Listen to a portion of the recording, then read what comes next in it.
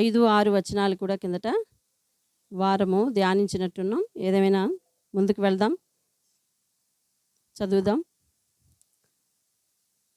మహాగణుడైన మా తండ్రి, నీ పరిశుద్ధ పాదాలకు వందనాలు. ఈ వాక్యం చేత మమ్మల్ని దీవించి ఆశీర్వదించి మా వినికిడిలో పని చేయించమని అడిగి వేడుకుంటున్నాం తండ్రి. ఆమేన్, ఆమేన్. ప్రకటన గ్రంథం 20 అధ్యాయము 7వ వచనం. 1000 సంవత్సరములు గడిచిన తరువాత సాతాను తానున్న చెరలో నుండి విడిపించబడును. మీకు గుర్తుంది కదా, ముందు వాక్యం విన్నారు. ఈ 3వ వచనం, ఆ 1000 సంవత్సరములు గడిచే వరకు ఇక జనాల్ని మోసపరచకుండానట్లు అగాధమును మూసి దానికి ముద్ర వేసెను. అటు పిమ్మట వాడు కొంచెం కాలం ఏమవ్వాలంట? విడిచిపెట్టబడాలి. ఎప్పుడు తర్వాత? 1000 సంవత్సరముల తర్వాత. 1000 సంవత్సరములు కూడా ఎలాంటి మంచి పాలన ఉంటుందో మనం చూసాం కదా. ఎలాంటి పాలన ఉంటుందో దేవుడు మనకు వివరించాడు. తోడేళ్ళు, గొర్రె పిల్లలు ఒక దగ్గర వాసం చేస్తాయి. శాపముతో కూడినవాడు, పాపాత్ముడైన వాడు సైతము దేవుడు కొరకు మారు మనసు పొంది కష్టపడి ఆయన కొరకు నీతిగా జీవించినందుకు 1000 ఏండ్ల పాలనలో దేవుడు అవకాశం ఇస్తే 100 సంవత్సరాల ఆయుష్ కలిగి జీవిస్తాడు. కాబట్టి అదంతా 65వ అధ్యాయం యెషయా గ్రంథంలో రాయించాడు, మళ్ళా ఆమోసు గ్రంథంలో రాయించాడు. ఇవన్నీ మనం చూసాం. 1000 ఏండ్ల పాలన ఎంత సురక్షితమైన పాలన. విత్తువారు విత్తనాలు ముందు జల్లుకుంటూ వెళ్ళిపోతుంటే పంట కోసేవారు ఏం చేస్తున్నారంటే వెనకాతల వస్తుంటా. అంటే అంత క్విక్ రిజల్ట్. అదేంటండి, వెంటనే ప్రతిఫలం. వారు వృధాగా ప్రయాసపడరు. 1000 ఏండ్ల పాలనలో ప్రయాస వృధాగా పోదు. ప్రయాస వృధాగా పోదు. మరి వారు ప్రతిదానికి వెంటనే ప్రతిఫలం చూస్తున్నారు. ఆశించింది దక్కుతుంది, హాని అనేది లేదు. చంటి పిల్లలు మిడినాగు పుట్టల మీద వాటితో ఆడుకుంటారంట. సింహమేమో గడ్డి మేసదట, దానికి మాంసం అనేది అవసరం లేకుండా పోయింది. కక్షలు లేవు, కార్పణ్యాలు లేవు, అసూయలు లేవు. మరి మోసం అనేది అసలు లేదు. ఎందుకంటే ఆడెవడు మోసం చేసేవాడు అందులో ఉన్నాడు, మోసానికి ప్రేరేపించేవాడు అందులో ఉన్నాడు. కాబట్టి వాడి ప్రమేయం మనుషుల మీద లేదు. కాబట్టి మోసమే లేని రాజ్యంలో మనము 1000 ఏండ్ల పాలన ఇస్తాం. ఇది అయిన తర్వాత ఏం జరిగింది? ఇగో 5వ వచనంలో చూడండి. ఆ 1000 సంవత్సరములు గడుచు వరకు కడమ మృతులు, అంటే మిగిలిన వారు, చనిపోయిన వారు ఉన్నారు కదా, వాళ్ళు బ్రతకలేదు. ఇదే మొదటి పునరుద్ధానం. అంటే 1000 ఏండ్ల వాళ్ళతో మొదట దేవుడు రాజ్యం చేస్తున్నాడు. ఇంకా అక్కడ రాసి ఉంది, ఇట్టి వారి మీద రెండవ మరణానికి అధికారము లేదు. ఇంకా వీరు దేవునికిని క్రీస్తుకును యాజకులై 1000 సంవత్సరములు రాజ్యము చేయుదురు. వీళ్ళకి ఎలాంటి తలాంతులు ఇచ్చాడో చూసారా? ఎందుకు నేను ఇది మరలా చదివించాను అంటే 6వ వచనంలో చూడండి. ఇది మొదటి పునరుద్ధానము. దీంట్లో పాలు గలవారు ధన్యులు, పరిశుద్ధులు.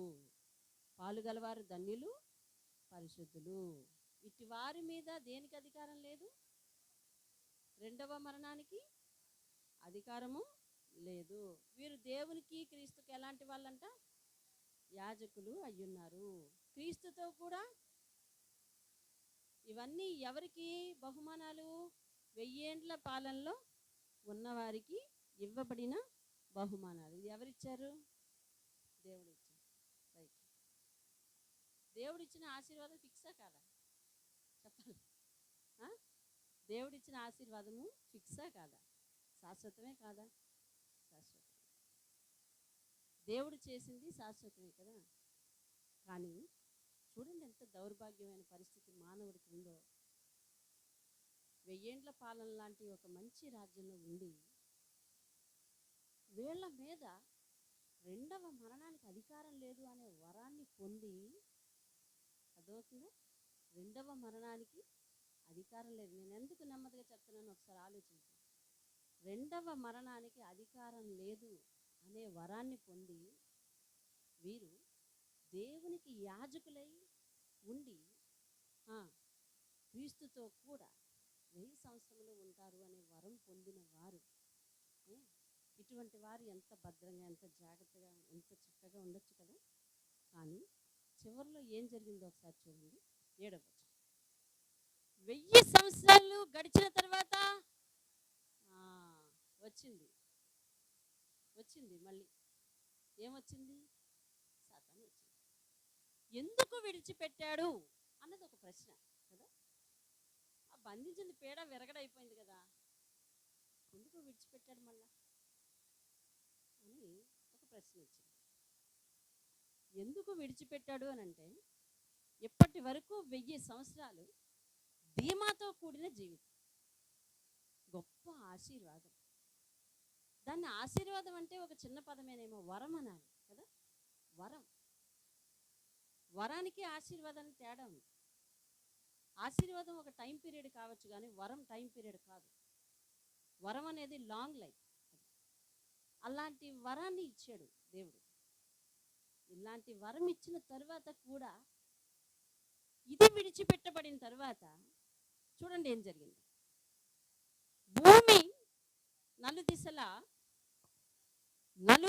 యందుండు జనులను లెక్కకు సముద్రపు ఇసుక వలె ఉన్న గోగు మాగోగు అను వారిని మోసపరిచి వారిని యుద్ధమునకు పోగు చేయుటకై ఎవరు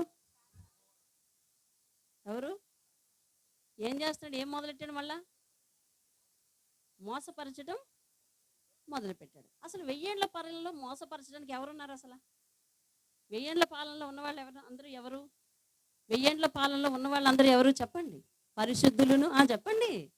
పరిశుద్ధులను, క్రీస్తుకు యాజకులైనటువంటి వారు, 1000 సంవత్సరములు క్రీస్తు విషయమై హతసాక్షులయ్యి బ్రతికి వచ్చిన వారు, మహాశ్రమల నుండి వారి వస్త్రములు ఉదుగుకొని 1000 ఏళ్ల పాలనకు ఎలిజిబుల్ అయిన వారు. అవునా?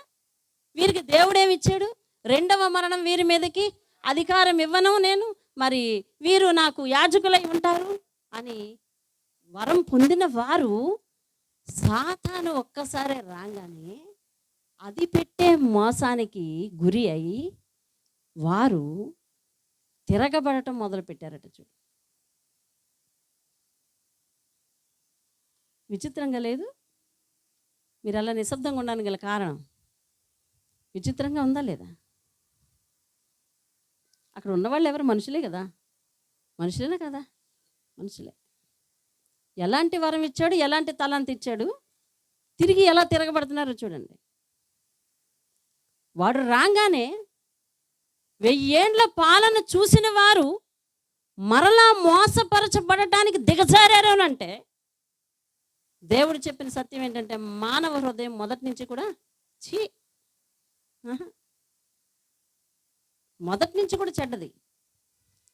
ఇలాంటి ఆశీర్వాదాలు దేవుడు ఇచ్చిన తర్వాత కూడా ఇచ్చిన ఆశీర్వాదం ఏంటో కంటికి కనిపించక చెడిపోయారంటే వాళ్ళు. ఎంత దౌర్భాగ్యమైన విషయం చూడండి. మరి దేవుడు వీళ్ళ మీదకి 2వ మరణం లేదని అధికారం ఇచ్చాడు కదా. కాబట్టి వీళ్ళు తిరగబడినా వీరి మీదకి ఏం రాకూడదు? చెప్పరేమర్రా? మాట్లాడండి. సమస్య మీ ముందే ఉంది కదా. ఇప్పుడు పెద్ద చిక్కొచ్చి పడింది. 1000 ఏండ్లు చాలా ప్రశాంతంగా నడుస్తుంది, చాలా బ్రహ్మాండంగా ఉంది. అబ్బా, రెడీమేడ్ అంతా కూడా సంవత్సరాల తరబడి పంటలు పండించి శ్రమ పడాల్సిన అవసరం లేదు. ఆదాముతో దేవుడు అన్నాడు ఏమనంటే, నీవు బ్రతుకు దినములన్నీ చెమట కారుస్తూ బ్రతకాలి అని చెప్పాడు. ఈ 1000 ఏళ్ల పాలనలో చెమట కాసడాలు లేవు. అర్థమైందా? ఒక్క నిమిషం ఎదురుకుండా వెళ్ళి జల్లుకొని వెళ్ళిపోయి అవతలవాడు కోసుకొని వెళ్ళినవాడు, అవతలవాడు అమ్మాడు, అవతలవాడు తెచ్చేసుకొని అది తినేయడం అయిపోయింది. ఒక విధంగా క్రయ విక్రయాలు కూడా లేవేమో. ఎవడి పంట వాడిదే, ఎవరిది వాడిదే. క్రయ విక్రయాలు కూడా లేవేమో. తెలియంది మనం మాట్లాడడానికి లేదా? నాకు అసలు లేదు అధికారం. తెలియక నేను ఏది మాట్లాడను. వాక్యాధారం ఉంటేనే సరి, లేదంటే లేదు. ఇలాంటి చక్కని పరిపాలనలో ఉంటే వాడు కొంతకాలం విడిచిపెట్టబడ్డాడట. విడిచిపెట్టబడిన వీడిని చూసి మిగిలిన వారందరూ కొంతమంది లెక్కకు సముద్ర ఇసుక రేణువుల వలె, అంటే వెయ్యేండ్ల పాలనలో ఇంకెంతమంది జనం ఉన్నారో చూడండి. దేవుడు వాళ్ళు ఎంతమందిని ఎన్నుకున్నాడో. అర్థమైన వారు నిజంగా చేయి చూపించండి. అర్థం కాకపోతే మళ్ళా చెప్తా. అర్థం కాని వారు చేయెత్తకండి. అర్థమైన వారు చేయి చూపించండి ఇప్పుడు మళ్ళా. ఓకే, ఇప్పుడు వినండి. చాలామంది చేయెత్తలేదు. ఒక మాట వినండి. దేవుడు వెయ్యేండ్ల పాలనలో ఎవరెవరికి అవకాశం ఇచ్చాడు అని అంటే, ఆయన కొరకు ఇదివరకు హతసాక్షులైన వారు, ఇదివరకు నీతి నియమాలతో బ్రతికిన వారు, ఆయన కొరకు సమస్తాన్ని విడిచిపెట్టుకున్న అపోస్తలుల వంటి వారు. అర్థమవుతుందా? భక్తి కలిగి శ్రమ అయినా, నిందైనా, అవమానమైన ఆయన్నే వెంబడించిన వారికి, సమ్ సెలెక్టెడ్ పీపుల్కి వెయ్యేండ్ల పాలనలో ఉండే అవకాశం ఇచ్చాడు. ఇది అర్థమైందా? ఇలా ఇచ్చిన తర్వాత వారికి ఏ విధమైన హాని లేనటువంటి రాజ్యం అది. వెంటనే ఫలితాలు వచ్చే రాజ్యం, కన్నీరు లేని రాజ్యం, ఆనందంతో ఉండే రాజ్యం, మోసము లేని రాజ్యం, కీడు లేని రాజ్యం. అర్థమవుతుందండి? అపకారం తలబెట్టినటువంటి రాజ్యం, ఒకరికొకరు క్షేమమే, ఆఖరికి జంతువులకు కూడా వాటి విష లక్షణాలు, క్రూర లక్షణాలు లేనటువంటి రాజ్యం. ఆ రాజ్యంలో అటు జంతువులు, పసిపిల్లలు, మనుషులు అందరూ కూడా ఏ విధమైన హాని లేకుండా జీవించారు. ఇటువంటి వెయ్యేండ్ల పాలన బాగుంది కదా? బాగుంది. అంతవరకు అపవాది ఎక్కడున్నాడు చెప్పండి? ముద్ర వేసి ఉన్నాడు. ఈ వెయ్యేండ్ల పాలన ఎక్కడ జరుగుతుంది? భూమి మీదే జరుగుతుంది. ఈ వెయ్యేండ్ల పాలన భూమి మీద జరుగుతుంటే ఎవడు చూస్తున్నాడు? అపవాది చూస్తున్నాడు.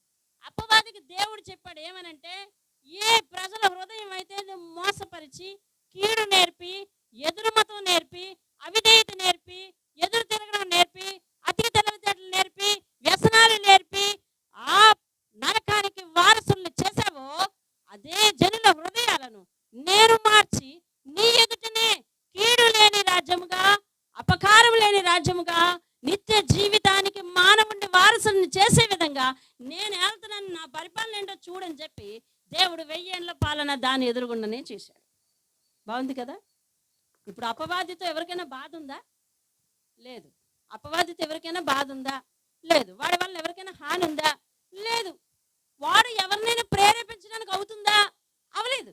ఎందుకంటే దేవుడు అది దానికి ఏం చేశాడు? ముద్ర వేశాడు. అంటే వాడి కుయుక్తులు ఎవరి దగ్గర కూడా ఇంకా చల్లవు. అక్కడ ఉన్న వారందరూ ఎవరు? పరిశుద్ధులు. అక్కడ ఉన్న వారందరూ ఎవరు? దీర్ఘాయుషు కలిగిన వారు. అక్కడ ఉన్న వారందరూ ఎవరు? దేవుని చేత మరి వరం పొందిన వాళ్ళు. వెయ్యేండ్ల పాలనలో వీరుంటారు. ఇంకేంటంట, మరి నాకు యాజకులై ఉంటారు అని ఒక గొప్ప వరం పొందినవారు. ఇక్కడ వరకు అర్థమైంది కదా? ఇప్పుడు అపవాదిని ఏం చేశాడంటే కొద్ది రోజులు విడిచిపెట్టాడు. అంటే ఇది దేవుని చర్య అంటారా కాదా? ముద్ర వేసినోడిని విడిచిపెట్టే అధికారం ఎవరికి ఉందో? మనుషులకా దేవునికా? దేవునికి. ఎక్కడికి విడిచిపెట్టాడు? భూమి మీదకి. భూమి మీద ఏ పాలన ఉంది అప్పటికి? ఇప్పుడు వెయ్యేండ్ల పాలన రుచి చూసిన నువ్వు అపవాది యొక్క జట్టు పట్టవచ్చునా? కానీ ఏం జరిగిందంట? వాడికి లోపడ్డారు.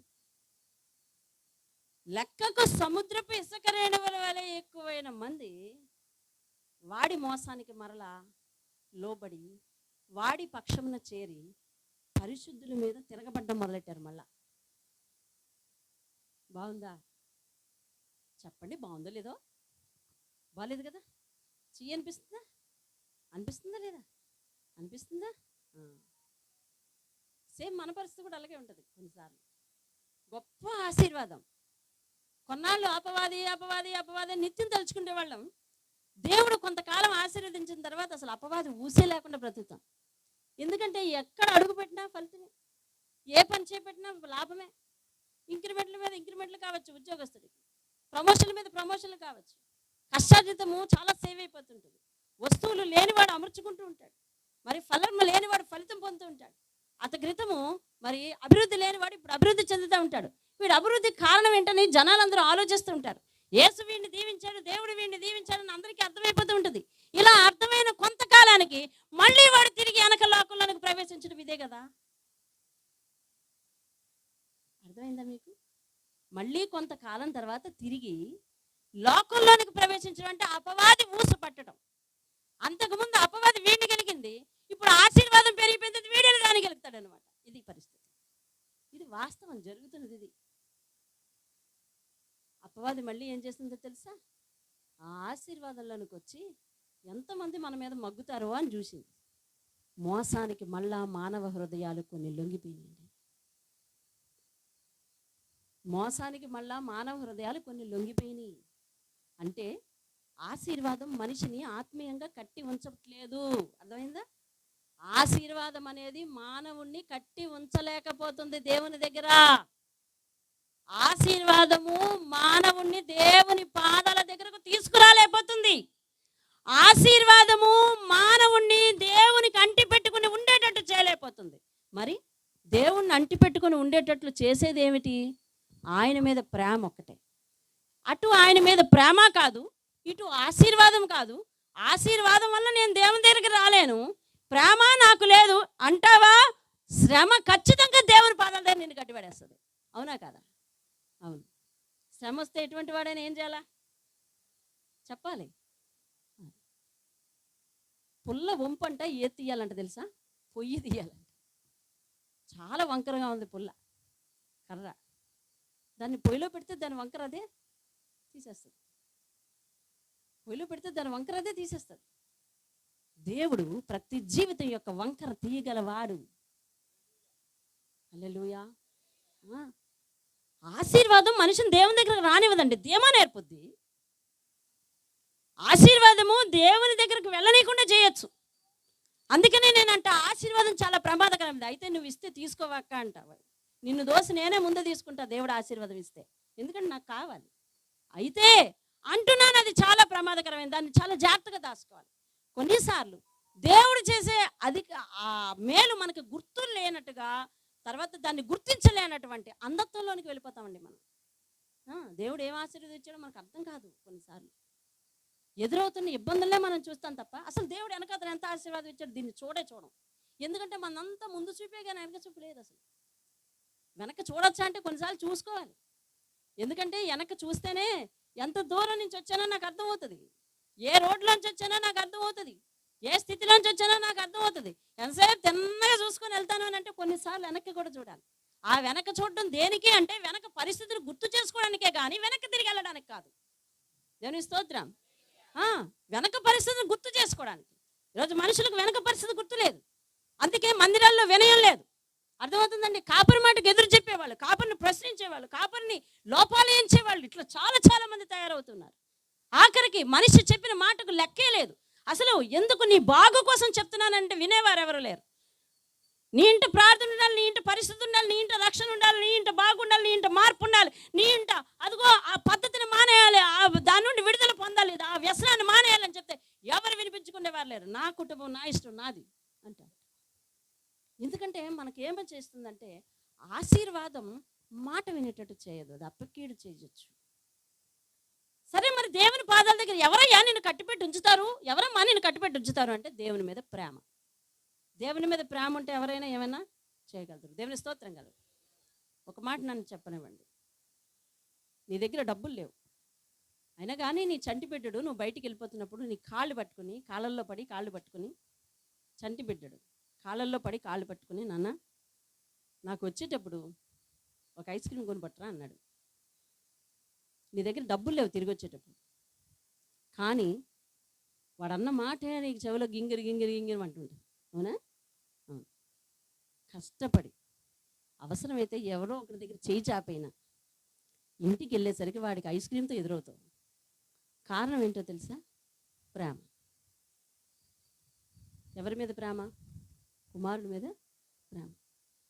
ప్రేమ వలన చెయ్యలేనటువంటి, అసాధ్యమైనటువంటి, వీలు కానటువంటి పనిని వీలు చేసావు, సాధ్యం చేసావు, గెలిచావు కదా. ప్రేమ వలన. దేని వలన? ప్రేమ వలన. ఒక ధనికుడు ఆయన తండ్రి ఉన్నాడు. వెళ్ళేటప్పుడు కొడుకు చెప్పాడు, నాన్న నాకు అది కావాలి, నాన్న నాకు ఇది కావాలని చెప్పాడు. అర్థమవుతుందా? వీడు ఎప్పుడు అడగడమే, నేను ఎప్పుడు కొనడమే, వీడి తర్వాత తేవచ్చు, అలాగే అడుగుతుంటారండి పిల్లలు అని అనుకొని వీడికి గుర్తున్నా మర్చిపోయి వచ్చాడు. కారణం, ఇంటికి వచ్చేసరికి నా కోసం ఎదురు చూస్తాడు, వాడికి సంతోషంగా చేతిలో పెట్టాలనే ప్రేమ లేదు. ప్రేమ లేని తండ్రి అట్ట ప్రవర్తిస్తున్నాడు. ప్రేమ లేని తండ్రి వీలున్నా చేయలేకపోయాడు. ప్రేమ లేని తండ్రి వీలు లేకపోయినా సాధించేయగలిగాడు. కారణం ఏమిటంటే ప్రేమ. దేవుని దగ్గర నిన్ను కట్టిపడి ఉంచలేకపోతుంది. ఆయన పాదాల దగ్గర నువ్వు ఉండలేకపోతున్నావు. ఆయన పాదాల దగ్గరికి రావడానికి పెద్ద సాకులు చెప్తున్నావు, పెద్ద ఆటంకాలు చూపిస్తున్నావు అంటే నీకు ప్రేమ లేదు అంతే. సరే, ప్రేమ కాదు, ఇంకోటి ఏంటి? ఆశీర్వాదము కాదు. ఈ రెండు నిన్ను కట్టిపడి ఉంచలేకపోయాయి అనుకోండి, మరి ఏంటి తెలుసా? దేవుని పాదాల దగ్గర నిన్ను కట్టిపడి ఉంచగలిగేవి శ్రమ. శ్రమ వస్తే ఖచ్చితంగా పొయ్యిలో ఉన్నట్టుంటుంది, పొయ్యి మీద ఉన్నట్టుంటుంది. ఖచ్చితంగా దేవుడా అంటా ఉంటుంది. అర్థమైందా? కష్టం వస్తే అమ్మా అని అనేవాళ్ళు తక్కువ, దేవుడా అనేవాళ్ళు ఎక్కువ. అర్థమవుతుందా? మన కేక మారిపోద్ది. అర్థమవుతుందండి? మన స్థితి మారిపోద్ది. అది ఏది చేసినా నేను వినను అని అంటే ఇదిగో చివరికి ఇటువంటి పరిస్థితిలో ఉంటాం. సరే, వీళ్ళకి ఆశీర్వాదం ఎక్కువైందండి. ఈ ఆశీర్వాదంతో ఏం చేశాడు తెలిసిన? మరి వెంటనే వీడు వచ్చాడు, ఒక్కొక్కళ్ళ హృదయాల్లో పనిచేయడం మొదలు పెడుతున్నాడు, మోసం చేస్తున్నాడు. నేను అనుకోవటం, ఆ 1000 ఏళ్ల పాలనలో జూదాలు లేవు, 1000 ఏళ్ల పాలనలో మందు లేదు ఉన్నట్టు రాశాడా? వాళ్ళు ఎవరంట చెప్పరేమండి? మాట రావట్లేదా? వాళ్ళెవరు? పరిశుద్ధులు. అదేంది? ఆ 1000 ఏళ్ల పాలన తిరుగుబాట్లేదు. ఇక వీడు వచ్చి ఏం చేస్తున్నాడంటే, చెప్పు, ఎదురు చెప్పు, నేర్చుకో, ఇది చెయ్యి, అది చెయ్యి. ఎన్నాళ్ళయిందో తెలుసా నువ్వు మానేసి? ఎందులో మానేసి? పాత జీవితంలో మానేసి. ఎన్నాళ్ళయిందో తెలుసా మీరు గొడవాడుకొని? ఎన్నాళ్ళయిందో తెలుసా మీరు జుత్తులు పట్టుకొని? ఎన్నాళ్ళయిందో తెలుసా మీరు స్థలాలు సంపాదించుకోకుండా? ఎన్నాళ్ళయిందో తెలుసా మీరు డబ్బులు దాచుకోకుండా అని ఒక్కొక్కడికి నేర్పిస్తున్నాడు. ఇక మొత్తం కలిపి ఏం చేస్తున్నారు అన్నట్టు యుద్ధం ఎప్పుడు వస్తుందండి? ఆక్రమణ మీద దృష్టి కలిగితేనే కదా, అవతల వాడిని దోచుకోవాలని దృష్టి వస్తేనే కదా యుద్ధం వస్తుంది. ఇదిగో చూడండి, వాళ్ళందరూ ఏం చేస్తున్నారంట, భూమి నలుదిశల యందు జనులను లెక్కకు సముద్రపు ఇసుక వలె ఉన్న గోగు మాగోగు అని వారిని మోసపరిచి వారిని యుద్ధమునకు పోగు చేయుటకై వాడు బయలుదేరును. వాడు వాళ్ళందరినీ పోగు చేసి భూమి అంతటా బయలుదేరాడట. అర్థమైందండి? బయలుదేరితే వాళ్ళు ఏం చేశారు? భూమి అంతటా ఏం చేసి చెప్పాలి? ఏం చేసి? మన సంఘం 8 సంవత్సరాల నుంచి 8 మంది నుంచి 130 వరకు మాత్రమే వ్యాపించగలిగింది. వాడు చూడండి, కొంచెం వదిలిపెట్టాడో లేదో, ఎంతమందిని పోగేసుకున్నాడు. అర్థమవుతుందా? వ్యాపించి అంటే వాళ్ళు ఏం చేస్తున్నారనమాట, ఒక్కొక్కరిని కెలికి వాళ్ళ దాంట్లోకి చేర్చుకుంటున్నారనమాట. అర్థమవుతుందా నీకు? అంటే ఒక్కొక్కరు ఏమవుతున్నారనమాట, చెడగొడుతున్నారనమాట. అర్థమైందా? ఒక్కొక్కరు ఏం చేస్తున్నారనమాట, చెడగొడుతున్నారు. అది ఈ చెడగొట్టుట కుటుంబంలో ఉండకూడదు. ఒక పిల్ల ఎదురు చెప్తా ఉంటే ఇంకో పిల్ల ఏం చేస్తుంది? చెప్పండి కొన్నాళ్ళకు అది కూడా ఎదురు తిరుగుతుంది. కాబట్టి ఈ చెడగొట్టడం మొదలవ్వకూడదు, విధేయతతో ఉండటమే మొదలవ్వాలి. సంఘాల్లో చెరుపు మొదలవ్వకూడదు, సంఘాల్లో కీచులాట మొదలవ్వకూడదు, సంఘాల్లో ఎదురు సమాధానం మొదలవ్వకూడదు. అర్థమవుతుందా? ఇది సినిమాలు కాదు, ఇది లేకపోతే మామూలు వ్యవహారం కాదు. ఇందులో కౌంటర్లు వేయడానికి, ఇందులో ఎదురు చెప్పడానికి అది కాదు. దేవునికి లోబడాలి. దేవుని పేరును నిలబెట్టిన ప్రతినిధి ఎవరైతే ఉన్నారో నడిపించే నాయకునికి లోబడాలి. ఈ రెండు లేవు. దేవుని భయమే లేకపోతే నాయకునికి లోబడలేదు. ఇంక అక్కడి నుంచి మన పరిస్థితి అంతా ఎట్లా ఉంటుంది తెలుసా? కౌంటర్ల మీద కౌంటర్లు. నిన్ను చూసిన నువ్వు కౌంటర్ వేస్తూ ఉండడం చూసినాడు తర్వాత రోజు ఏం చేస్తాడంటే నేను కౌంటర్ వేస్తాను అనుకుంటా. ఎందుకంటే అందరిలో నువ్వు ఒకడివి దృష్టి పడిపోయినావు, లేకపోతే అందరిలో నువ్వు ఒక్కదానివి దృష్టి పడిపోయినావు. ఇక అలాగే నేను కూడా ఒక మంచి దృష్టిని సంపాదించుకోవాలని అనుకునేవాడు తర్వాత వాడు కౌంటర్ వేస్తూ ఉంటాడు. అర్థమవుతుందా? కాబట్టి సంఘాలలో అవిధేయత చోటు చేసుకున్నా, ఇంటిలో అవిధేయత చోటుకున్నా నీ కుటుంబం కూలిపోద్ది. ఇంటిలో అవిధేయత చోటు చేసుకోకూడదు. పిల్లలన్నీ వారు నీ మాట వింటూనే ఉండాలి, నీకు లోబడుతూనే ఉండాలి. అలాగే సంఘంలో మరి కాపరికి దేవునికి లోబడుతూనే మనం ఉండాలండి. వారు నిన్ను రాంగ్ రూట్లో నడిపించారనుకుంటే వాళ్ళ కర్మ. దేవుడు వారు 2 శిక్ష వారి మీదకు పంపించి వారు చూసుకుంటారంట. కానీ వాళ్ళు నీకు వాక్యం చెప్పి పోషిస్తూ ఉన్నప్పుడు, వారు నీకు ఏ హాని తలపెట్టినప్పుడు దేవుని మాటగా నువ్వు భావించి ఏం చేయాలంటే మనుషుల మాటగా దాన్ని లెక్కేయకూడదు. ఏ మాటగా లెక్కేయాలి? దాన్ని దేవుని మాటగా లెక్కేయాలి. దేవుని స్తోత్రం. ఎవరి మాటగా లెక్కేయాలి? దేవుని మాటగా. తృణీకరించడం చాలా తేలిక. ఎన్నోసార్లు చెప్తున్నాను. తృణీకరించటం, దేవుని మాటను కాదనుకోవటం, దేవుని సన్నిధిని కాలదనుకోవటం చాలా తేలిక.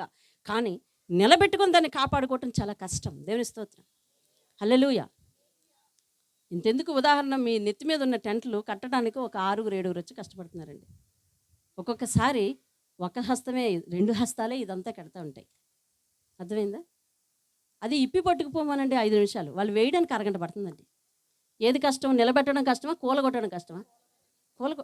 ఇది నిలబెట్టడమే కష్టం. అవును.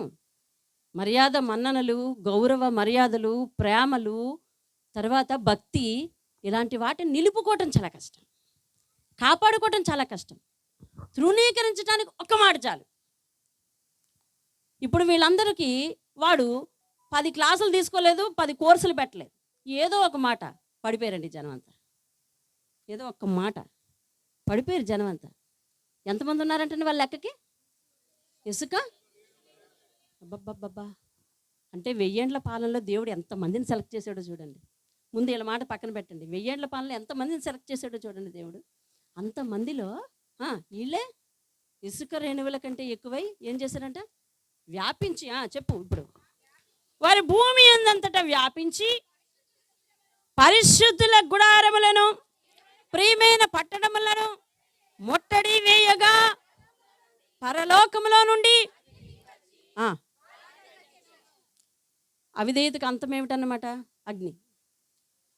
అవిధేయతకు అంతం ఏమిటి? అగ్ని. అవిధేయతకు అంతం అగ్ని. చూసినావా? వీళ్ళు లేచాడు, వాళ్ళందరినీ పోగేసినాడు. వాళ్ళు ఎవరి దగ్గరికి వచ్చినారంట? ఈ పరిశుద్ధులు ఎవరైతే వారి విశ్వాసాన్ని కాపాడుకొని మిగిలినన్నారో వాళ్ళ శిబిరాలను కొడగొడుతున్నాడంట. అపవాది చేసే పని ఏంటంటే పచ్చగున్న కాపురానికి ఎలకటం, పచ్చగున్న సంఘానికి ఎలకటం, పచ్చగున్న వ్యవస్థను కెలకటం, ఇట్లాంటివి అపవాది చేసే కార్యాలు. కాబట్టి మనం అపవాది వర్కర్లుగా పనిచేయకూడదు ఇళ్లల్లో. అర్థమవుతుంది? అపవాది వర్కర్లుగా పనిచేయకూడదు సంఘంలో, అపవాది వర్కర్లుగా పని చేయకూడదు మనం పనిచేసే చోట, కొన్ని వ్యవస్థల్లో. నీ వలన చిచ్చు పుట్టకూడదు, నీ వలన వ్యతిరేకత పుట్టకూడదు, నీ వలన వెటకారం పుట్టకూడదు, నీ వలన అవహేళన, అవమానం పుట్టకూడదు. కాబట్టి ఇదిగో ఇది వచ్చి మొదలెట్టింది, అందరినీ అవమానపరిచి, అందరినీ మోసం చేసి, అందరినీ దాన్ని వశం చేసుకుంటుంది. వీళ్ళందరూ కలిపి ఒక టీం అయిపోయి ఏం చేస్తున్నారో తెలిసిన? ఎవరి మీదకి వెళ్ళారు? మిగిలిన భక్తిగా, నీతిగా, వాళ్ళ విశ్వాసాన్ని ఎవరైతే కాపాడుకున్నారో వాళ్ళ దగ్గరికి వెళ్తున్నారు. చూసినావా? వాళ్ళ దగ్గరికి వెళ్ళి వాళ్ళ శిబిరాలను పాడు చేయాలని చూస్తే దేవుడు ఏం చేశాడనమాట? వారి విశ్వాసాన్ని కాపాడుకునేందుకు వారి చుట్టూ ఏముంచాడనమాట? కంచె ఉంచాడు. దుష్టుడు ముట్టడానికి అధికారం ఇచ్చాడా? ఇవ్వలేదు. అంటే దీన్ని బట్టి నీకేం తెలుస్తుంది? 1000 ఏండ్ల పరిపాలనలో సంగతి అట్టేపెట్టు. ఇక్కడ భూమి మీద నువ్వు ఇంకా ఉన్నావు. ఇప్పుడు నీ భక్తిని నువ్వు జాగ్రత్తగా కాపాడుకొని, నీ విశ్వాసాన్ని జాగ్రత్తగా నువ్వు కాపాడుకోగలిగితే, దేవుడు ఏం చెప్పాడో దాన్ని చక్కగా చేసుకొని పోగలిగితే, దేవుని కొరకు నీతి నియమాలను అనుసరిస్తే, దేవుని కొరకు మోసాన్ని, అపకీడుని అన్నిటినీ మానుకుంటే, దేవుని కొరకు అవిధేయతను మానుకుంటే, దేవుని కొరకు నీ పరిశుద్ధమైన జీవితాన్ని సమర్పించుకుంటే, దేవుడు అపవాది నిన్ను ముట్టకుండా నీ చుట్టూ కంచె వేస్తాడు. తరువాత వాడు ముట్టడానికి వస్తే వాడి మీదకి అగ్ని గంధకాలను కురిపిస్తాడని అర్థం చేస్తాడు. దేవుని స్తోత్రం. హల్లెలూయా. వాడిని ఇందాక భద్రంగా చీకటిలో పెడితే వాడు ఉండడం మానేసి, ఎవరు? అపవాది. ఇప్పుడు ఏం చేస్తున్నాడంట? వీళ్ళ శిబిరాల మీద ముట్టడి వేస్తే పరలోకం నుండి అగ్ని వచ్చి ఏం చేసిందంట? మిగిలిన వారిని అందరినీ, ఎవరిని? వీడి మాట విని వ్యతిరేకంగా ఉన్నవారిని అందరూ, వీళ్ళందరూ అంతకుముందు 1000 ఏండ్ల పాలనలో సభ్యులేనా? ఆ మాట మర్చిపోవద్దు. దేవుడిచ్చిన ఆశీర్వాదానికి వారసులేనా? రెండవ మరణానికి అధికారం లేదంటే అటు వరాన్ని పొందారా? పొంది ఏం చేశారు? ఇప్పుడు పొంది ఏం చేశారు? చూడండి ఏమైందో. ఇంకా వారిని మోసపరిచిన అపవాది అగ్ని గంధకముల గల గుండములో, అంతకుముందు ఎక్కడ పడవేయబడింది? 2వ వచనంలో ఉంది, ఆఖరి లైను, వానిని బంధించి అగాధములో. అప్పుడు అగాధంలో పడేశాడు. ఆడికి బుద్ధి వస్తుంది. 1000 ఏండ్ల పాలనలో ఉన్న వాళ్ళని వీళ్ళని చూసి నేర్చుకుంటాడంటే వాడు వచ్చి వీళ్ళని చెరిపాడు. వీళ్ళేమో కొంతమంది వెళ్ళి వాడితో జాయిన్ అయ్యారు. ఇప్పుడు వాడిని మరలా వీళ్ళందరినీ చెరిపినందుకు వీడికి ఏంటంట? అగాధంలోంచి తీసుకెళ్ళి ఎక్కడ వేసాడు అనమాట? పెనంలోంచి తీసి ఎక్కడ వేసినట్టంటే పొయ్యి మీద వేసినట్టు అయిపోయింది అనమాట. అక్కడ అపవాది గురించి సంతోషపడుతున్నామేమో, మనం కూడా దేవునికి వ్యతిరేకంగా ఉండే లక్షణం అధికమవుతున్న కొలది ఏమవుతుందంటే మనం అగ్నిగంధకాల్లో కూలుకుంటాం. అది దేవునికి వ్యతిరేకమైన లక్షణం ఎక్కువ అవుతుంది అనుకోండి, ముందు పెనం మీదకి వెళ్తాం, తర్వాత పొయ్యిలోకి వెళ్తాం అనమాట. ఇదిలో ఉంది పరిస్థితి. అర్థమవుతుందండి? ఈ అవిధేయత ఏం జరిగింది చూడండి. వారిని మోసపరిచిన అపవాది అగ్ని గంధకముల గల గుండములో పడవేయబడెను. అచ్చట ఆ క్రూర మృగమును అబద్ధ ప్రవక్తయు వీళ్ళు ఎప్పుడున్నారు? 19వ వచనం 20వ వచనం చూడండి. వీళ్ళు ఎప్పుడున్నారంటే నాకే చూస్తున్నారు మీరు కూడా. 19వ అధ్యాయము 20వ వచనం. అప్పుడు ఆ మృగమును దాని ఎదుట సూచక క్రియలు చేసి దాని ముద్రను వేయించుకుని వారిని, ఆ మృగపు ప్రతిమకు నమస్కరించిన వారిని మోసపరిచిన అబద్ధ ప్రవక్తయు పట్టబడి వారిద్దరూ గంధకముతో మండు అగ్నిగుండములో ప్రాణముతోనే పడవేయబడ్డారు. క్రూర మృగము, అబద్ధ ప్రవక్త, వీరిద్దరూ ఏ అధ్యాయంలో వచ్చారో చిలక పలుకులు చెప్పండి కొంచెం. ఏ అధ్యాయంలో వచ్చారు? 13వ అధ్యాయంలో వచ్చారు. ఇది ఎవరు ఏర్పాటు చేసుకున్నారు వీళ్ళిద్దరిని? అపవాది. మాట్లాడండి. ఎవరు ఏర్పాటు చేసుకున్నారు? అపవాది. ఎవరెవరిని ఏర్పాటు చేసుకుంది? క్రూర మృగాన్ని, అబద్ధ ప్రవక్తని. క్రూర మృగము, అబద్ధ ప్రవక్త ముందుగానే అగ్నిగంధకములతో మండుచున్న అగ్నిగుండములో పడవేయబడ్డారు. కానీ అపవాది ఏమో చక్కగా అగాధంలో కూర్చుంది. అగాధం బాగుంటుంది, అగ్నిగుండం బాగుంటుంది? చెప్పండి. రెండిటితో పోల్చండి, ఏది బాగుంటుంది అంటే రెండు బాగోవులేండి. అసలు రెండిటితో పోలిస్తే ఏది బాగుంటుంది? అగాధం బాగుంటుంది. అంటే చూసావా, దాన్ని అనుసరించకేమో వీళ్ళకి అగ్నిగుండం అంట. చూసావా, అది వాక్యం ఏం చెప్తుందంటే సత్యము. అమ్మా నువ్వు చెడును అనుసరిస్తున్నావు, అమ్మా నువ్వు అవిధేయతను అనుసరిస్తున్నావు, అమ్మా నువ్వు వ్యసనాన్ని అనుసరిస్తున్నావు, అమ్మా నువ్వు అవిధేయతగా జీవించడానికి ఆ వ్యసనానికి అలవాటు పడి కుటుంబాన్ని చిన్నపిన్నం చేసుకుంటావు, బాగానే ఉంది. కానీ నిన్ను ప్రేరేపించిన అపవాది బాగానే ఉంటుంది, నీకే శిక్ష అంత అని చెప్తుంది. అది ఎవరికంటే శిక్ష? మనకే. అయ్యా విను, అపవాది యొక్క చేష్టలను, అపవాది యొక్క ప్రేరేపణలకు గురి అయిపోయి మనం జీవితాన్ని పరిశుద్ధంగా కాపాడుకోలేకపోతున్నాం. దేవునికి ఇచ్చిన తీర్మానాలని ఎందులోనో తొక్కేస్తున్నాం, చెత్తపుట్టలో తొక్కేస్తున్నాం. తీర్మానాలు వేరైపోయి మనది వేరైపోయి. ఎందుకంటే దేవుణ్ణి నమ్మింత తీర్కిచ్చా. ఈ తీర్కిచ్చిన తర్వాత ఏమైపోయిందంటే ఇంకా మొత్తం తీర్మానాలన్నీ గల్లంత అయిపోయింది. నువ్వు అపవాది మాట విని నువ్వు భక్తిని నిలుపుకోలేకపోతున్నావు, కానీ నిన్ను ప్రేరేపించిన అపవాది బాగానే ఉంటుంది. కానీ నీ సంగతే అగ్నిగంధకాల్లాగా అయిపోతాయి. మాట వినకు, దాని మాట వినకు అని దేవుడు రిక్వెస్ట్ చేస్తున్నాడు. దేవుని స్తోత్రం. మనిషిని బతిమాలటం మనిషి వినిపించుకోవట్లేదు. అయితే నీతిగా బ్రతికిన వాళ్ళందరికీ చూసారా, నా మాట విని నా మాట ప్రకారం బ్రతికిన వాళ్ళందరికీ ఇదిగో 1000 ఏండ్ల పాలన ఇచ్చానని. ఆ 1000 ఏండ్ల పాలన చూసి అందరూ బుద్ధి తెచ్చుకుంటారేమో, అపవాది బుద్ధి తెచ్చుకుంటుందేమో అని దేవుడు ఆలోచిస్తే ఇది తిరిగి వచ్చి మళ్ళీ దీని బుద్ధి మానుకుంది. దీన్ని బట్టి పరిశుద్ధాత్మ చెప్పేది ఏంటంటే తెలుసా, కొన్ని జీవితాలు కష్టాల్లో కూరుకుపోతున్నారు. అసలు నా యొక్క లోపం ఏంటి అని చూసుకొని పరిస్థితులు కూడా చాలా ఉంటాయి. అపవాదిని అగాధంలో ఎందుకు బంధించి ఉంచారండి? అసలు నీకు తెలియాలి, అపవాది పుట్టుపూర్వోత్తరాలు ఏంటో తెలుసా? అది పరిశుద్ధ దూతలతో పాటు కూర్చునే ఒక లూసిఫర్ అనే ఒక దూత. గర్వము చేత ఎక్కడ పడబోయింది? కింద పడబోయింది. గర్వం చోటు చేసుకుంది. ఈరోజు చాలా చోట్ల ఇళ్లలో రాజ్యం వెళ్తుంది, సంఘాల్లో రాజ్యం వెళ్తుంది గర్వమే. అర్థమైందా? ఆ గర్వంతో ఏంటంటే మనం మిన్నకు ఉండలేకపోతున్నాం, ఏదో ఒకటి చెప్పందే ఉండలేకపోతున్నాం, ఏదో ఒకటి ఎదురు తిరగపోయిందే ఉండలేకపోతున్నాం. అపవాది యొక్క తొత్తులుగా మారుతున్నాం. వాక్యం ఒకలా చెప్తుంది, వాక్యానికి ఎదురుతుంది. కాపర్ని ప్రేమిస్తారు కానీ వాక్యాన్ని ఎదురు తిరుగుతారు. వాక్యాన్ని ప్రేమించారు చాలామంది, కాపర్ని ప్రేమిస్తారు. ఈ కాపరు కూడా ఏంటంటే అదో అయోమయంలో నా మైకుల్లో పడిపోతుంది. ఓహో నన్ను బాగానే గౌరవిస్తున్నారు కదా, నాకు బాగానే పంపిస్తున్నారు కదా, అర్థమవుతుంది, నాకు బాగానే కొంటున్నారు కదా అనుకుని ఈ మైకుల్లో పడిపోయి నీ తప్పు అని చెప్పి ఇది నీ తప్పు అని చెప్పి ఆ మైకుల్లో పడిపోతున్నారు. ఇద్దరు బహుమానాల మైకుల్లో పడిపోతుంది. ఇక తప్పు అని చెప్పు. ఇక ఏమైంది? తప్పును ఖండించే వాళ్ళు లేకపోతే బాట ఎట్లాగుంటుంది అన్నమాట. అవిధేయత పెరిగిపోతుంది. వాక్యానికి అవిధేయులైపోతున్నారు. అటు సేవకుడు అవిధేయులైపోతున్నాడు, ఇటు విశ్వాసులు కూడా అవిధేయులైపోతున్నారు. నువ్వు అభిమానిస్తే అభిమానించు, వింటే విను, ఖండించడమే అన్నట్టు ఉంటే ఉండు, లేకపోతే లేదు. లేకపోతే నాతో పాటు నువ్వు కూడా రావాల్సిందే. చెప్పనందుకు నేను పోతాను, తర్వాత నా వెనకాల నువ్వు కూడా వస్తావు అనే పరిస్థితిని వివరించి చెప్పాలి. ఇదిగో గ్రంథంలో ఉంది కదా. ఎవరికి లోబడమని నేను ఎప్పుడు మీకు రిక్వెస్ట్ చేస్తాను, నేను ఒకటే రిక్వెస్ట్ చేస్తాను. అక్క చెప్పింది కాబట్టి లోబడాలి అనే పద్ధతి ఉండద్దు. అసలు నేనెవరు నీ స్థానంలో నేను కాకపోతే తర్వాత నా పిల్లలు ఉండవచ్చు, లేకపోతే ఇంకొకరు ఉండవచ్చు, లేదా మీరే ఇంకొక చోటకి వెళ్ళవచ్చు, ఇంకో ప్రాంతానికి వెళ్ళిపోవచ్చు, అక్కడ ఇంకొక దాసుని పక్కన ఆ దాసుని చెంతన ఉండవచ్చు. కానీ అక్కడ కూడా ఇక్కడ కూడా మీరు చూడవలసిన మనుషులు కాదండి, దేవుని వాక్యాన్ని చూడాలి, దేవుని వాక్యానికి లోబడాలి. వాక్యం ఏం చెప్పింది? సరే, ఆ వాక్యం చెప్పడానికి ఒక మీడియేటర్ కావాలి, ఒక మీడియా వస్తువు కావాలి. నేను మీతో మాట్లాడడానికి ఈ స్వరం మీ దగ్గరికి చేరడానికి ఈ వస్తువు కావాలి. ఇది లేకపోతే చేరలేదు. ఇది ఉంటేనే మీ దగ్గరికి చేరుతుంది. అలాగే దేవుని స్వరం మన దగ్గరికి చేరడానికి ఒక కాపరి మధ్యలో, అంతేగాని మాట్లాడే మైకుది కాదు కదా గొప్ప గొప్ప మైకుదా? ఈ మాటలన్నీ మైకా చెప్తుంది కాదు, చేరవేస్తుంది అంతే. చేరవేసేవాడు మాత్రమే కాపరి. కాబట్టి కాపరి మాట నేను ఎందుకు వినాలి? కాపరి మాట నేనేం చేయాలి? కాపరిని ఎదిరిస్తాను, కాపరికి ఆవిడ అలా చెప్పుకుంటుంది, లేదా ఆయన అలా చెప్పుకుంటాడు, ఎవరుంటాడు? అతడు అలాగే చెప్పుకుంటాడులే, నేను వినను అనే పరిస్థితి ఉండడానికి వీళ్ళు దేవుని వాక్యానికే లోపడాలి. వాక్యం ఏం చెప్తుందో చూసినావా? దీన్ని కొంతకాలం కష్టాల్లో బంధించి ఉంచినా కూడా బయటకు వచ్చిన తర్వాత దీని బుద్ధి మారలేదు. మనుషులమైన మనం కూడా చాలాసార్లు ఇలాగే ప్రవర్తిస్తున్నాం.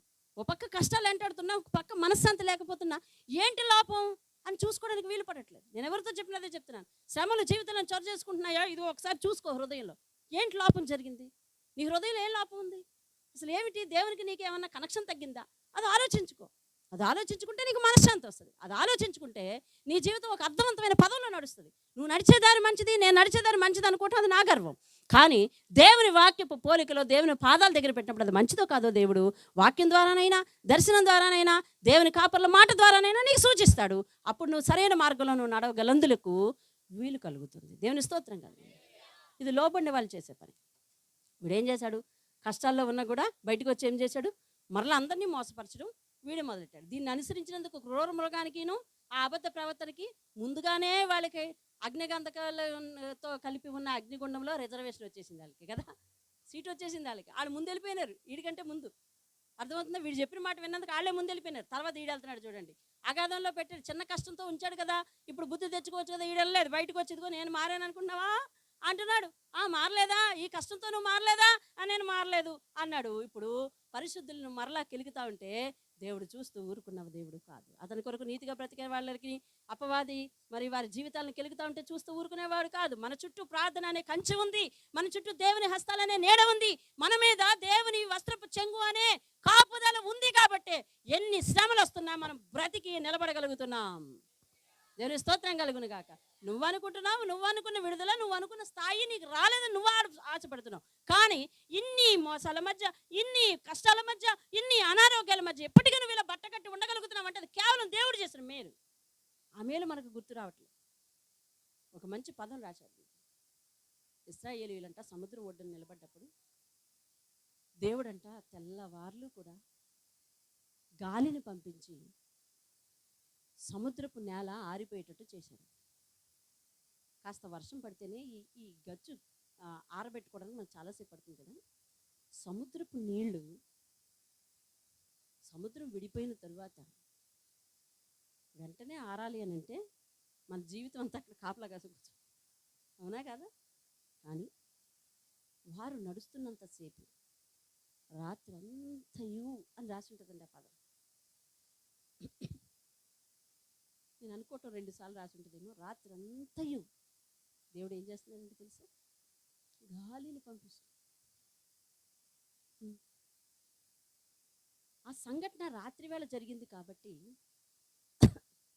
శత్రువులకు కళ్ళు కనిపించకుండా చేయటానికి, తన ప్రజలకు వెలుగు ఇవ్వటానికి ఒక మేఘస్తంభము, ఒక అగ్నిస్తంభము వారిరువురి మధ్యకి వచ్చేసి వీళ్ళ వైపు వెలుతురిస్తుందంటే వీళ్ళ వైపు చీకటిస్తుందంట. ఎంత అద్భుతం చూడండి. నువ్వు దేవుణ్ణి గట్టిగా పట్టుకుంటే పరిస్థితులు నీకు అనుకూలంగా చేస్తాడు. దేవుణ్ణి గట్టిగా పట్టుకుంటే పరిస్థితులను ఎలా చేస్తాడు? నీకు అనుకూలంగా చేస్తాడు. ఒకే మేఘం ఒకవైపు ఏం చేస్తుంది? శత్రువులకు ఎట్లా కనిపిస్తుంది? చీకటే. తను నమ్మిన వారికి ఏం చేస్తుంది? వెలిగిస్తుంది. ఆ వెలుగులో వారు నడుస్తూ ఉన్నారు. మరి సముద్రం అప్పుడే చీలగొట్టాడు. ఆ తడిలో ఎట్లాగంటే కాలు కూరుకుపోవు, ఇసుకలో కారు కూరుకుపోవు. కాబట్టి ఆరిన నేల మీద వారు వెళ్ళి సురక్షితమైన ప్రయాణం కలుగుటకు రాత్రంతయు, అంటే రాత్రంతా వారి కష్టంలో వారిని దేవుడు ఒక్క సెకను కూడా విడిచిపెట్టలేదు. ఆమెను చెప్పు. నీ శ్రమలో నిన్ను విడిచిపెట్టడు, నీ దుఃఖంలో నీ బాధలో నిన్ను విడిచిపెట్టడు. మాట వినడం చేత కాకపోతే కష్టమైపోతాం మనము. ఆయన మాట వినాలి, ఆయన మాటకు లోబడాలి. వచ్చి కూర్చుంటున్నావా, పరిచర్య చేస్తున్నావా, దేవునికి అధికమైన కానుకలు ఇస్తున్నావా, ఇవన్నీ నీ మీద కంచుగా రావు. నీవు దేవుని విషయంలో ఎంత నమ్మకంగా ఉండగలుగుతున్నావో, దేవుని మాటకు ఎంతగా లోబడగలుగుతున్నావో, ప్రయాస అయినా కానీ, ఉదయం నుంచి సాయంత్రం వరకు రెక్కల కష్టం చేసుకొచ్చినా కానీ, ఆయన వాక్యం అంటే ఎంత ఆశపడతావో, ఆయన సన్నిధి అంటే మరి ఎలా మోకరిస్తావో, ఎంత ఆతృతగా నీ కుటుంబంలో ఉదయ సాయంకాలాల ఆయన సన్నిధిని స్థాపించుకుంటావో, ఆ స్థితిని చూసి దేవుడు నిన్ను దీవిస్తాడండి. దేవుని స్తోత్రం. వచ్చానన్న పేరుకి దేవుడి యొక్క కన్నీళ్లు తొడవడానికి కాదండి మనం వచ్చేది. ఆయన మీద భక్తితో రావాలి. దేవుని స్తోత్రం. ఆయన మీద భక్తితో రావాలి. నువ్వు నాకు కావాలి అనే స్థితికి రావాలి. దావీదు 119వ కీర్తన 55, 56, 57 వచనాల్లో అంటాడు, అయ్యా నేను నిన్ను వరంగా భావిస్తున్నాను అంటాడు. ఎలాగంట మనం మనుషులను చూసి చెప్తాం, నిజంగా దేవుడు నాకు నువ్వు ఇచ్చిన వరం అంటాడు. ఎవరిని? మనుషుల్ని చూసి. నిజంగానండి మా అమ్మాయి లేదా మా అల్లుడు లేకపోతే మా భర్త లేకపోతే నా కొడుకు నాకు నిజంగా దేవుడు ఇచ్చిన వరం అండి. ఈ వరం కూడా కొన్నాళ్ళ తర్వాత చిన్నగా తుప్పపట్టచ్చు, లేదా వారి విషయంలో మన ప్రేమను తుప్పపట్టుకోవచ్చు. మానవ ప్రేమలు శాశ్వతం కాదు. ఈరోజున్న వేడి రేపు ఉండదు. కానీ దేవుని ప్రేమ అట్లా కాదు. శాశ్వతమైన ప్రేమ, తరుగు లేని వరాలు ఇచ్చే దేవుడి యొక్క పాదాలను అక్కడ ఏమనుకుంటున్నాడు తెలుసా? వరం. అతడు భయపడుతున్నాడంట. నాకు భయం వేస్తుందయ్యా, నేను నీ మందిర ఆవరణ చూడకుండానే చచ్చిపోతాను అని భయం వేస్తుంది నాకు అంటే ఉన్నాడు. ఆయన అరణ్యంలో ఉండిపోయి దేవుని మందిరానికి వెళ్ళడానికి అతను వీలు కాలేదు. అయ్యా నీ ఆవరణలో ఒక్క దినం గడిపితే ఎంత ప్రతిఫలమో నాకు తెలుస్తుందయ్యా, కాబట్టి నేను నీ మందిరానికి రాకుండా చచ్చిపోతానేమో అని నాకు భయం వేస్తుంది. భీతి చెందిన వాడనై నేను నీకు కనబడకుండా నాశనం అయిపోతునని నేను అనుకుంటుని, అయినను నేను ఆయన నీకు మొర్రపెట్టగా నా విజ్ఞాపనతని నువ్వు ఆలకించితివి అంటాడు. దేవుని స్తోత్రం కలిగిన హల్లెలూయా. దేవుని ప్రేమించిన వారి చుట్టూ దేవుని కంచె ఉంటుంది. వారి కష్టాల్లో కూరుకున్నా కానీ పడిపోయినా అట్లా ఉండిపోరు, లేచి తీరుతారు. దేవుని స్తోత్రం కలిగిన దావీదు అంటాడు, నేను పడిపోయినాను కానీ లేవలేకుండా ఉండను, ఎందుకనగా నా చెయ్యి ఆయన చేతిలో ఉందంటాడు. దేవుని స్తోత్రం. మన చెయ్యి ఎవరి చేతిలో ఉండాలంటాడు? దేవుని చేతిలో. ఇప్పుడు చూడండి వాళ్ళకి ఏమైందో, ఇది చూసి 10వ వచనం చూసి మనం ముగిస్తున్నాము. వారిని మోసపరిచిన అపవాది అగ్ని గంధకముల గల గుండములో అయిపోయిందా? ఫినిష్ అయిపోయిందా? ఇప్పుడు చూడండి, అచ్చట 6 క్రూర మృగమును అబద్ధ ప్రవక్తలు ఉన్నారు. వారు యుగ యుగములు రాత్రింపగళ్ళు. స్పష్టంగా జరిగారా? మీ బైబిల్ అట్టనే ఉందా? దానికే చివరిగతి బాధ అయితే, దానికే చివరిగతి అగ్నిగుండం అయితే దాన్ని అనుసరించిన వారందరికీ చెప్పండి అదే గతి కదా. ఒక మాట వెనక్కి వెళ్ళండి. 9వ వచనం. వారు, నేను చదువుతున్నాను, వారు అనగా అపవాది మోసము చేసిన జనులు. అర్థమైందండి? అపవాదిని ఎక్కడ వేశాడు? అగ్నిగంధకము గల గుండములో వేశాడు. అపవాదిని అనుసరించిన ప్రజలందరూ అంటే వారు, చూడండి, వారు భూమి అందంతటా వ్యాపించి పరిశుద్ధుల శిబిరమును ప్రియమైన పట్టణమును ముట్టడి వేయగా పరలోకము నుండి, ఆ కింద రాసి ఉంది దేవుని యొద్ద నుండి అని రాసింది ఫుట్నోట్లో, దేవుని యొద్ద నుండి అగ్ని దిగి వచ్చి వారిని దహించి వేసెను. దహించి వేసెను అంటే వారు బ్రతుకున్నారా? చెప్పాలి. ఇక్కడ దేవుని శిక్ష చేత, దేవుడు పంపించిన అగ్ని చేత చనిపోయిన వారు రేపు తీర్పు తర్వాత పరలోకంలో ఉంటారా? పెద్ద ప్రశ్న అడిగాను. అలా చూస్తున్నారు. ఇప్పుడు 1000 ఏళ్ల పాలనలో ఉండి వీళ్ళు చివరిలో ఏమయ్యారండి? అగ్ని చేత. ఈ అగ్ని ఎక్కడి నుండి వచ్చింది? దేవుని యొద్ద నుండి వచ్చింది. వీళ్ళ కథ 1000 ఏళ్ల పాలనలో చివరిలోనే ఏమైంది? ముగింపు అయిపోయింది. ఇక్కడే వాళ్ళు ఏమయ్యారు? చనిపోయారు. ఇప్పుడు తీర్పు అనేది ఇంకా జరగలేదు కదా. తీర్పు అనేది జరిగిందా? ఇంకా జరగలేదు కదా.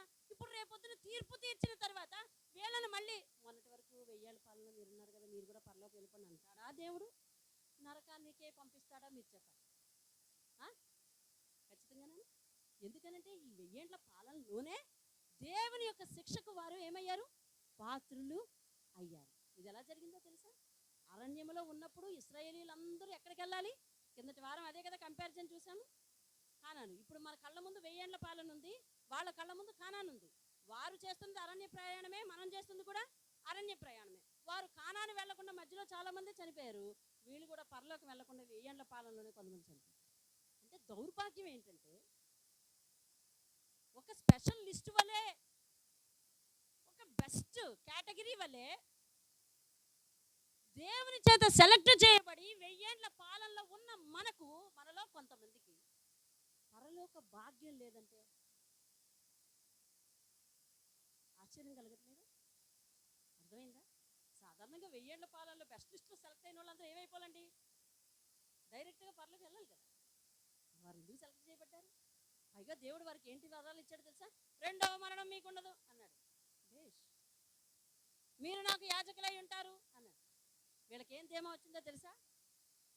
2వ మరణం నాకు లేదు అన్నదేమో వచ్చింది. అంటే ఒక ఆశీర్వాదం మనిషి జీవితంలో ధీమాను తెచ్చిందంటే అది దేవుడు తీసేస్తాడంతే. అర్థమవుతుందా? ఇప్పుడు దేవుడు ఇచ్చిన వాగ్దానమేనది. ఏమన్నాడు పైన? వీరి మీద 2వ మరణానికి అధికారం లేదు, వీరు నాకు యాజకులై ఉంటారు అని చెప్పిన తరువాత మరలా అది ఎలాగ రద్దు అయిపోయిందండి? ఒక అవిధేయత. అవిధేయత చాలా ప్రమాదం అండి. విధేయత తెచ్చే తలంతులు ఇంతంత కాదు. అన్న విధేయతతో బాధింపబడింది. అవునా? అవునా కదా? అన్న విధేయతతో బాధింపబడింది.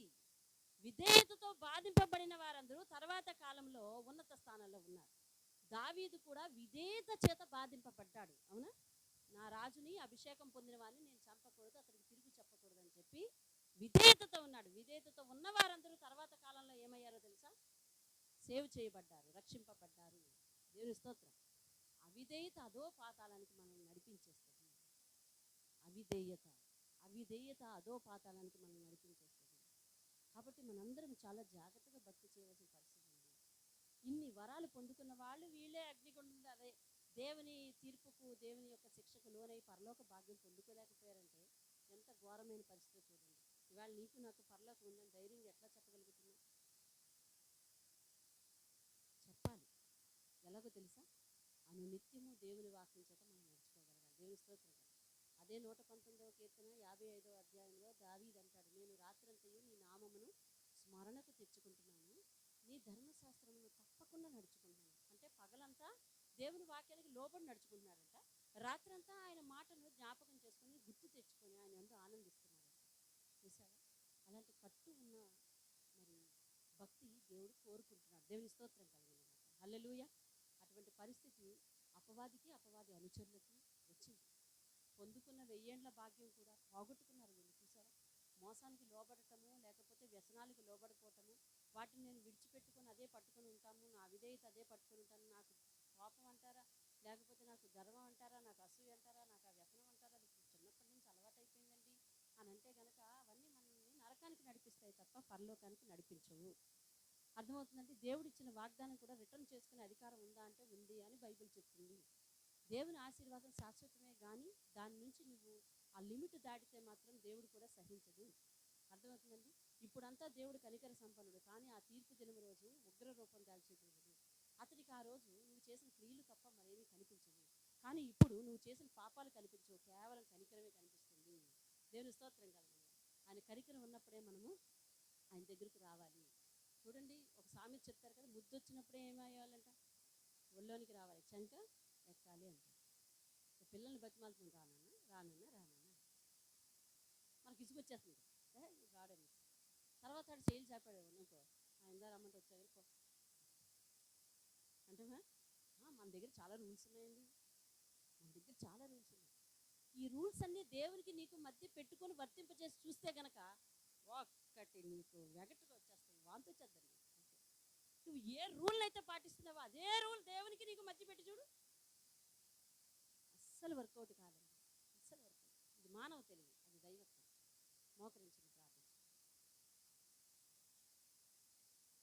ఆ 1000 ఏళ్ల పాలనలో వారి విశ్వాసాన్ని కాపాడుకున్న వారికి, గ్రంథాలలో వారి క్రియలు బాగు చేసుకున్న వాళ్ళకి ఏం పరిస్థితి, ఎలాంటి తలాంతులు ఇస్తాడో తర్వాత చదువుకుందాం, వచ్చే వారం విందాం.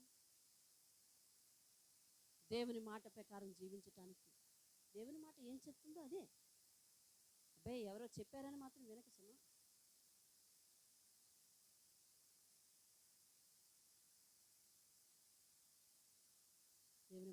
లోబడదాం. ఆయన ప్రసన్నతను అనుభవిద్దాం. భూమి మీద ఉన్నంత కాలము ఆయన మాటకు లోబడటమే. ఎదురు తిరిగి మాట్లాడటం చాలా సులువు, ఆజ్ఞను ధిక్కరించటం చాలా సులువు. కానీ అందువల్ల వచ్చే వచ్చుబడి చాలా కష్టం, ప్రతిఫలం చాలా కష్టం. అవిధేయత, తిరుగుబాటు వచ్చిందంటే భక్తి మనలో లేదు, ఇంతే. దేవుని ప్రేమించగలిగితే దేవుని మాటను గౌరవించగలవంతే. దేవుని మాటను గౌరవించగలిగిన వారు తమ కుటుంబాన్ని కూడా చాలా జాగ్రత్తగా ఆత్మీయ స్థితిలో ప్రేమానురాగాలతో నడిపించుకోవటానికి, సంఘాన్ని నడిపించుకోవటానికి, వారు పనిచేసే చోట ఒక ప్రశాంతమైన వాతావరణాన్ని నెలకొల్పటానికి కూడా దేవుడు వారి యందు నెమ్మదిపరచు ఆత్మను ఉంచుతాడు. కనుక నువ్వు పనిచేసే చోట దీవించబడతావు, నువ్వు పొలంలో దీవించబడతావు అన్న దీవెన అదే. నువ్వు పొలంలో దీవించబడతావు, ఇంటి దగ్గర దీవించబడతావు.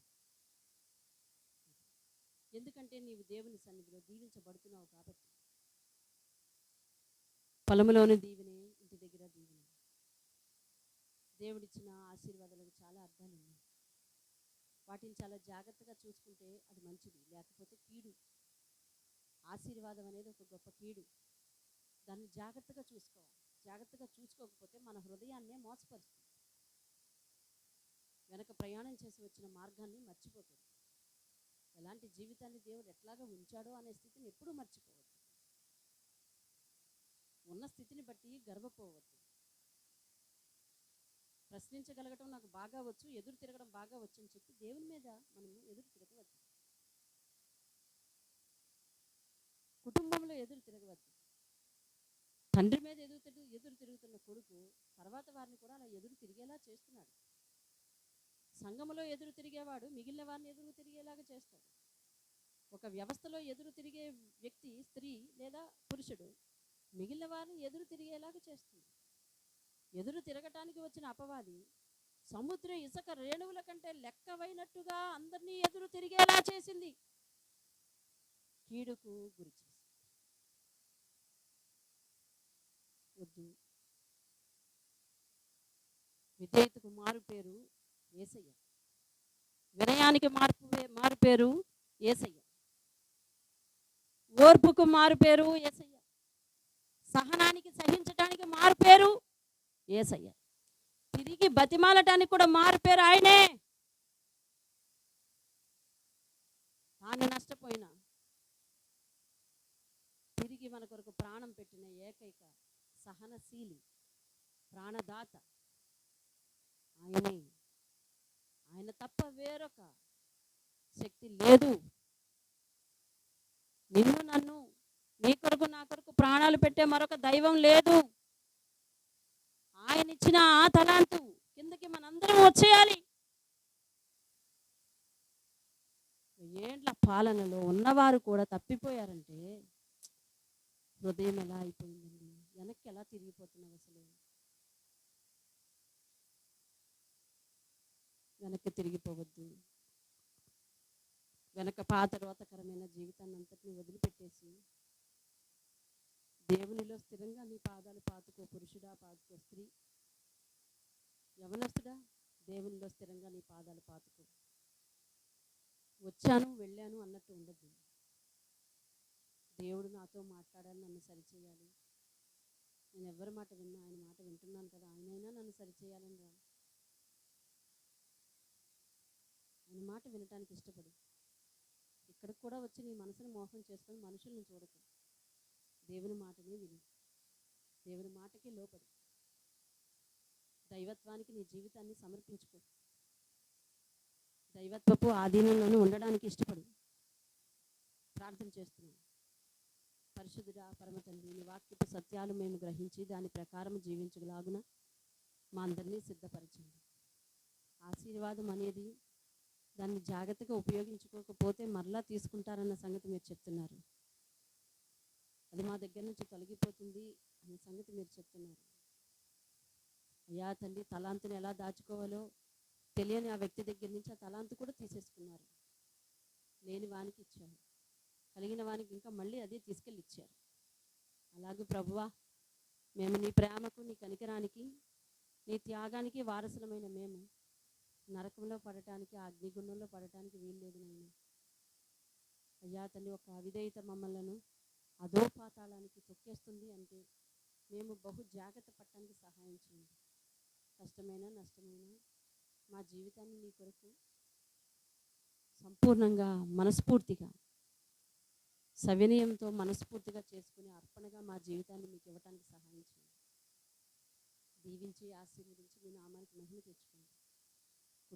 కుటుంబాలుగా నీ సన్నిధిలో తలదాచుకోవడానికి సహాయం చేయండి. పిల్లలు తల్లిదండ్రులకు విధేయత చూపించడానికి సహాయం చేయండి. తల్లిదండ్రులు ప్రేమానురాగాలతో ఇంట్లో ఆత్మీయ జీవితాన్ని కొనసాగించడానికి సహాయం చేయండి. మెట్టుకు ఇరువురు కూడా నీకు లోబడి పనిచేసే కృప దయచేయండి. నీ మాట వినటానికి, మాట చొప్పున కుటుంబాన్ని నడిపించుకోవటానికి, కుటుంబంలో ఉన్న వారందరూ శ్రమ పడటానికి సహాయం చేయండి. వారమంతయు నీ సన్నిధి వారి ఇంటిలో నెలకొల్పుకోవడానికి సహాయం చేయండి.